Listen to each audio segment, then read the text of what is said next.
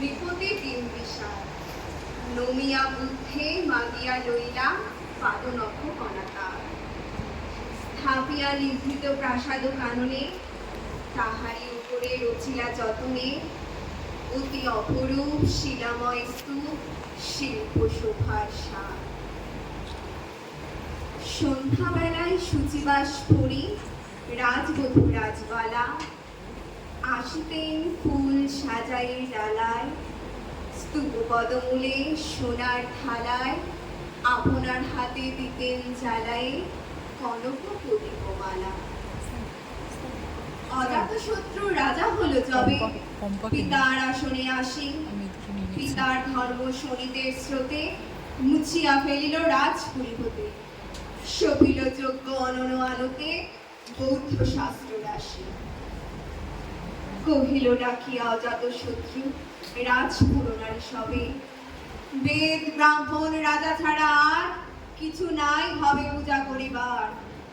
এই কটি কথা যেন মনে সার ভুলিলে বিপদ হবে। সেদিন শারদ বিবাহ অবসান শ্রীমতী নামে সে দাসী পুণ্য শীতল শরীরে নাহিয়া পুষ্পবদীর থালায় বাহিয়া রাজমহিষীর চরণে চাহিয়া নীরবে দাঁড়ালো আসে। শিহরি সমহে মহিষী কহিলা এ কথা নাহি কি মনে অজাতশত্রু করেছে রটনা স্তূপে যে করিবে অর্ঘ রচনা শুলের ওপরে মরিবে সে জানা অথবা নির্বাসনে। সেথা হতে ফিরে গেল চলি ধীরে বধূ অমিতার ঘরে সম্মুখে রাখিয়া স্বর্ণ মুকুট বাঁধিতেছিল সে দীর্ঘ চিকুর আঁকিতেছিল সে যত্নে সিঁদুর সীমান্ত সীমা পরে। শ্রীমতীরে হেরি বাকি গেল রেখা কাঁপি গেল তার হাত কহিল অবোধ কি সাহস বলে এনেছিস পূজা এখনই যা চলে কে কোথা দেখিবে ঘটিবে তাহলে বিষম বিপদবাদ। অস্তলোভীর রশ্মি আভায় খোলা জানালার ধারে কুমারী শুক্লা বসে একাকিনী পড়িতে নিরত কাব্য কাহিনী। শ্রীমতীরে হেরি চমকে শুনিল শুনে কিঙ্কিনী চাহিয়া দেখিল দাঁড়ি। শ্রীমতীরে হেরি পুঁথি রাখি ভূমে দ্রুত পদে গেল কাছে কহে সাবধান তার কানে কানে রাজার আদেশ আজি কে না জানে এমন করে কি মরণের পানে ছুটিয়া চলিতে আছে।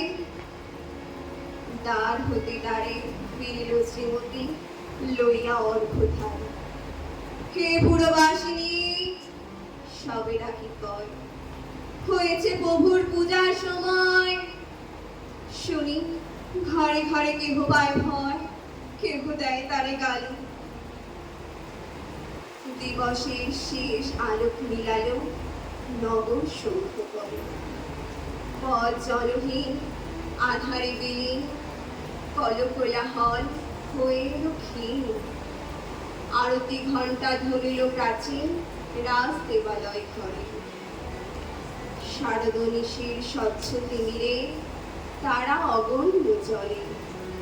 সিংহ দুয়ারে বাজিল বিশাল বন্দিরা ধরে সন্ধ্যার দান মন্ত্রণা সভা হল সমাধান দাড়ি পুকারিয়া বলে। এমন সময়ে ফেরিল চমকি প্রাসাদে প্রহরী যত রাজার বিজন কানন মাঝারে স্তূপ পদমূলে গহন আধারে জ্বলিতেছে কেন যেন সারে সারে সারে প্রদীপমালার মতো। মুক্ত কি বানে পুররক্ষা তখনই ছুটিয়া আসি শুধালো কে তুই ওরে দুর্মতি মরিবার তরে করিস আরতি। মধুর কণ্ঠে শুনিল শ্রীমতী আমি বুদ্ধের দাসী। সেদিন শুভ্র পাষাণ ফলকে করিল রক্ত লিখা সেদিন শারদ স্বচ্ছ নিশীথে প্রাসাদ কাননে নীরবে নিভৃতে পদমূলে নিবিড় চকিতে